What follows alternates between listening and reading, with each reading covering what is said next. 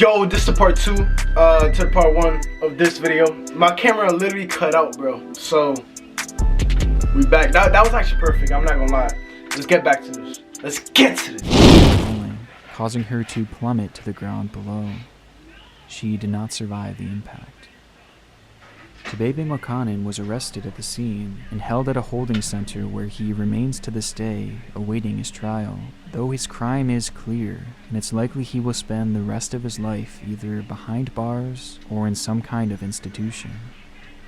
The events that happened on that fateful morning are still somewhat unknown to this day, though we do know the events that led up to it, and the years of hurt and anger that Tebebe had built up, as well as his inconsistent and dangerous use of antipsychotics, which, unsurprisingly, it appears that he had again attempted to take himself off of his meds in the time surrounding his murderous fit, with this being used as the likely reason for his behavior that day, something that was telegraphed in one single video, Anti-psychopaths and other which, looking back, almost foreshadows the tragic events that were soon to come.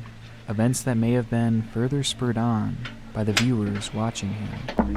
Maybe. Alive. Our next video takes us across the world to the Philippines in mid-July 2014. The story begins on a tragic note as a family says their goodbyes to their 3-year-old daughter.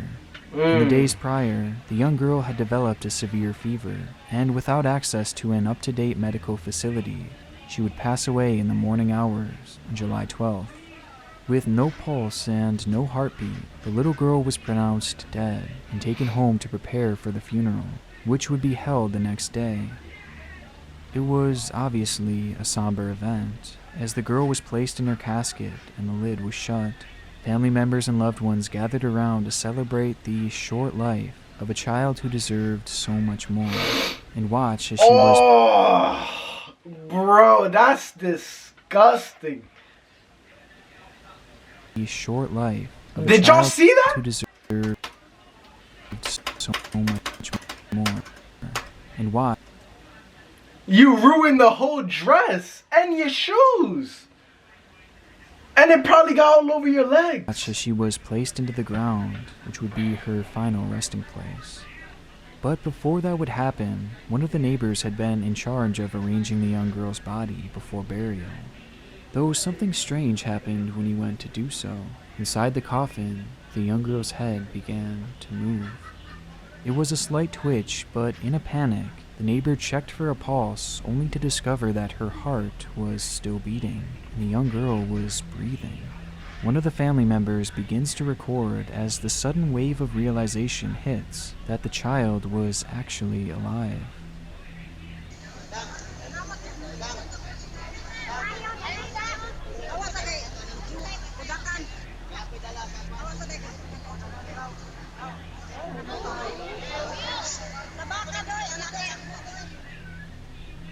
It's the ultimate case of what if.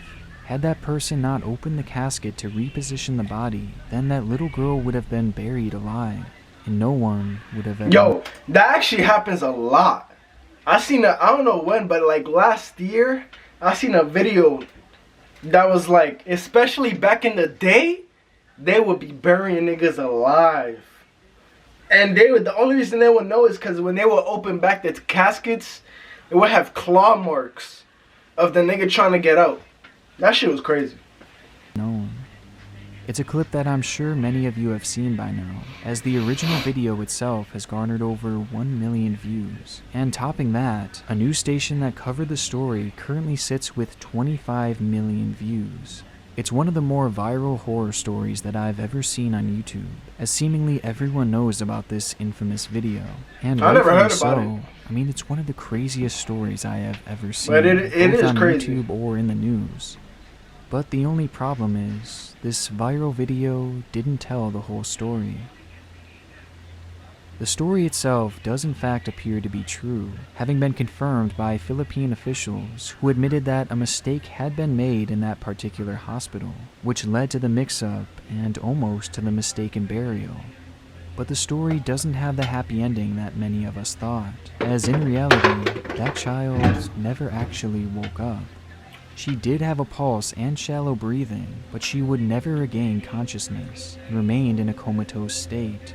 In fact, just 2 days after this video was taken, and on the 15th of July, she would once again be pronounced dead, this time for real. But so her family had to go? Damn, bro. That's fucked up. I'm not gonna lie. You have to grieve because you think your daughter is dead. And then you're happy as shit. Oh, she's alive. And then 2 days later, oh, she's dead again. That shit was probably sad as shit for them. Looking back on the viral video viewed by millions, the anchors say that she was fine, calling it a miracle. Happy tears, knowing that thankfully she's fine. I'm glad they opened that casket to check to move around. Now, it may be possible that they just didn't know this at the time, as based off of the way they're talking, it seems like their report would have came out the day or the day after the child was found alive. Yeah. Only that's not true either, as the child was determined to be alive on the 13th of July, and once again pronounced dead on the 15th, just 2 days later. Yet this video was published a full month later, on August 13th, 2014. So when this video went live, that little girl was long gone. And this is something that they likely knew, as it had been well reported in other major news outlets on the day of her actual passing. I mean, nowadays, even the top Google result for this incident mentions her passing, and it came out on the very day it happened. So when this video went live, they had to have known it wasn't true. Yeah. What started on its own as one of the darkest videos on the site has now become even more twisted as the true ending has been revealed. A miracle that turned out to be nothing more than a mirage, leading to even more heartbreak as the family was now forced to grieve and come to terms with this girl's passing twice. And it's made even worse by the news report that has essentially rewritten the story's ending. But looking at just the video and the story as is, of how everything unfolded, it's still truly horrifying that this little girl was almost buried alive, whether she was conscious or not. And it makes me wonder how many others have been in that dreadful situation, buried alive by mistake. The answer to that question is one that we'll quite literally never know, since it is sealed within the claustrophobic walls of the dark coffin, with no hope of escape. And that's the iMac. Computers are coming your way. My new iMac. Divorce is often one of the more traumatic experiences that a young child can go through, as many are left in a state of confusion and distress at such a tumultuous time in their life. And for a young man named Daniel Bartlam, his childhood was sadly no different. Growing up in Nottinghamshire, England... I mean, bro, don't blame it on the divorced parents, bro, because I didn't have a dad. And I ain't did what these niggas did in this video. Except that nigga, Tebebe, because he actually had a mental problem. But all these other niggas, they don't have mental problems. So Daniel's parents, Jackie and Adrian, would separate following the birth of Daniel's younger brother, with the situation leading to a split in the family, as the young boys would move to a new home with their mother. This brought Daniel to an unfamiliar town, as well as a brand new school, and to top it all off, Daniel's mother would soon find a new partner, further adding to the confusion that Daniel must have been feeling. All of these circumstances would lead Daniel to a declining mental state, as he began to isolate himself in his room, barely speaking to his family. Daniel's mother, Jackie, was well aware of the change in his behavior, and she soon thought of the perfect way to bring him out of this depression. So she saved up some money on the side until she eventually had enough to buy Daniel his very own iMac, a computer that he had been asking for years. At the time, Daniel had a vested interest in technology, even having his own YouTube channel dedicated to the topic. But this new computer meant an upgrade in quality and a future with limitless possibilities. Overjoyed, Daniel quickly began a new channel and dedicated his very first upload to his new device.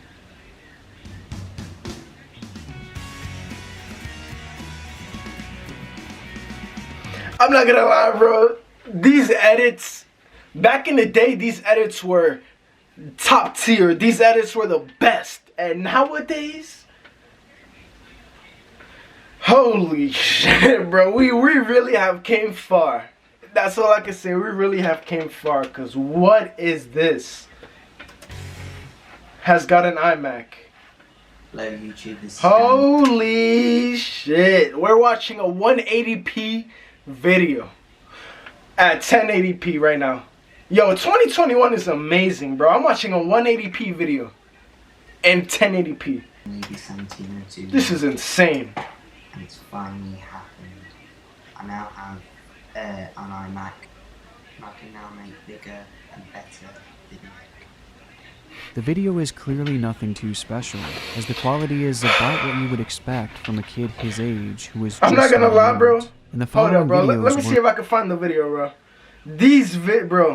These edits are the same edits as fucking Hold up, bro. Where is it? I'm gonna keep playing. I'm gonna look for it. With these uploads simply being compilations from a show he liked.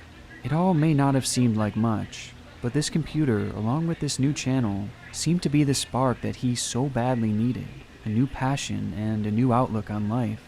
But strangely, after just a few uploads, the account... Oh yeah, this shit. Sigma males are more attractive than alpha males. Stay tuned. Welcome to the Anthony Spade channel.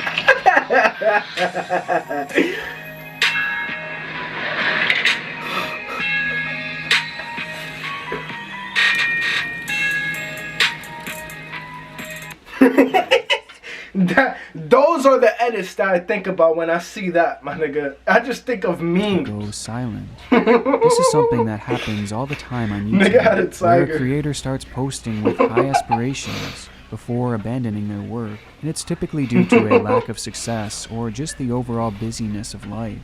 But in Daniel's case, his reason for leaving was far darker, as right around the time of his last upload, he would experience the ultimate tragedy. On the morning of April 25th, 2011, neighbors of Daniel had reported hearing a commotion coming from his home. That commotion would soon turn to chaos, as the house suddenly erupted into flames, with smoke billowing out all sides.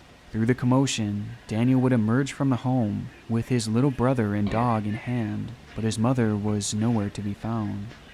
Police and fire units arrived at the scene quickly, but were already too late, as inside the home they would find the badly burned and disfigured body of Jackie. And surprisingly, they'd soon notice that it wasn't the fire that had done her in, but rather she had been brutally murdered with what appeared to be a hammer. The scene was shocking and incredibly chaotic, but luckily Daniel had been there to explain everything. According to the child, a masked burglar had entered the home before confronting his mother. The confrontation then led to the anonymous person attacking Jackie with a hammer, causing her to collapse to the floor. He then says the intruder lit her body on fire, leading Daniel to grab his brother and dog and escape from the blaze, saving what remained of his family as the murderer escaped out the back.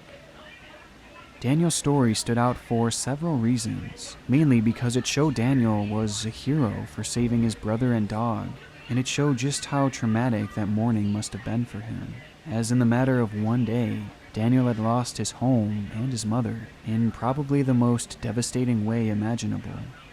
But his story also stood out for one other reason, with that reason being in regards to the killer. As police began their investigation, they searched and searched for any clues left behind from this supposed masked intruder, but they found nothing. No fingerprints, no footprints, no anything. And looking for any semblance of a lead, they started to search through Daniel's room, where through the charred remains, they miraculously found his computer in perfect working order. Authorities would search the child's device when they stumbled upon something rather bizarre. It was a story that Daniel had typed months before in a Word document that was set as the scene of a soap opera that he had been writing.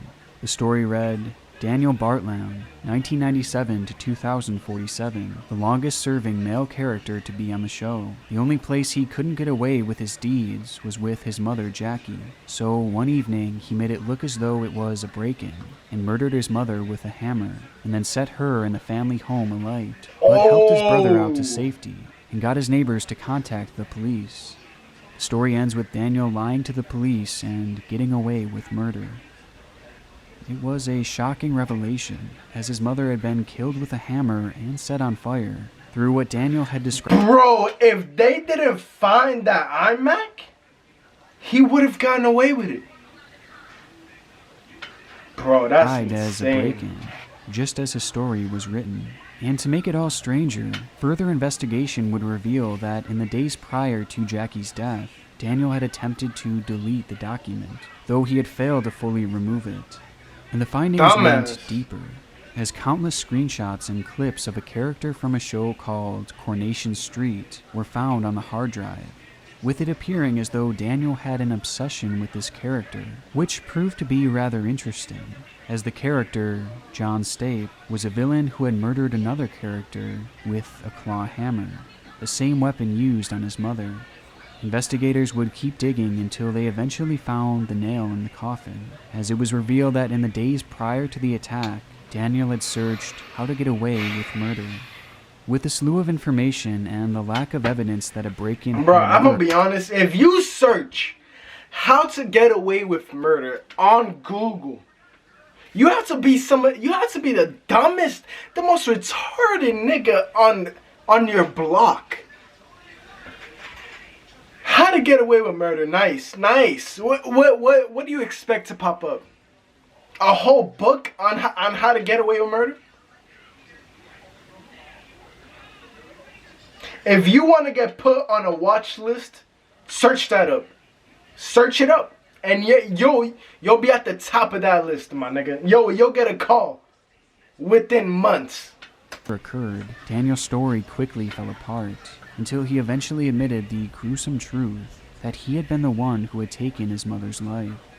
On the 24th of April, Daniel would spend the night in his room rewatching one of his favorite Saw movies. He then emerged from the room carrying a claw hammer and approached his sleeping mother. He proceeded to strike her 7 times in the face before eventually setting her body on fire and escaping the home with his brother and dog, acting as the hero who had quote-unquote saved the day, when in reality it was all his doing. And the entire series of events had been plotted out on the very computer that his mother gave him. The same computer... Bro, that's sad, bro. She tried to make him happy, buy him a computer, and the whole time this nigga was plotting her death on the computer that she bought him. He had so excitedly made this video on just months before the attack. To this day, we don't really know why Daniel chose to attack his mother, as any reason he's given has been fairly easily disproven, with many chalking it up to his tumultuous childhood, though we have learned more information about his early years, with many of these stories proving to be incredibly disturbing, and hinting at the idea that Daniel was mentally unwell. For instance, it was said that he had an obsession with gruesome movies and games that seemed to inspire his own violent thoughts, as he began watching these graphic films at the age of 8. He took these films as inspiration to start writing his own stories, which almost always ended in death and murder, and the details of which were said to be incredibly intense. And in a much darker example, about 6 weeks before the murder, during a normal day at school, Daniel began desperately yanking at his tie, insisting that it was trying to strangle him. When further asked about this, he then revealed that he was hearing voices, and those voices were telling him to hurt people. But surprisingly, after being given a psychiatric evaluation, the counselor told his mother that there was nothing wrong with Daniel. But to be on the safe side, they did offer counseling that Jackie would quickly deny, a decision that, for her, may have ultimately proven fatal. Maybe. Whatever made Daniel snap that day, it was seemingly a long time coming. And despite his young age, he would be sentenced to life in prison, with a chance for parole coming in the distant future. But the truly tragic note here is about his mother, Jackie, as she bought her son that iMac that he so clearly loved, and she did so in the hopes that it would bring some much-needed happiness during such a tough time in his life. How could she have known that in reality, Daniel would turn around and use that very computer to plan and eventually carry out her very own murder? I want to give a huge thank you. Bro, that's crazy. Now, that is crazy. You try to buy your son some shit to make him happy, and he uses that, bro. That shit's crazy. That's why I can't have children, bro. That's why I can't have children, bro. Cause shit like this will probably happen. With my genetics, my son will probably end up either murking me or other niggas. Cause there's no way, bro. There's no way. Man, that's what it was. Me for to subscribe to the channel. You feel me? This part 2 to part 1, like I said in the beginning. But yeah, bro. If we catch you on the next one, stay safe.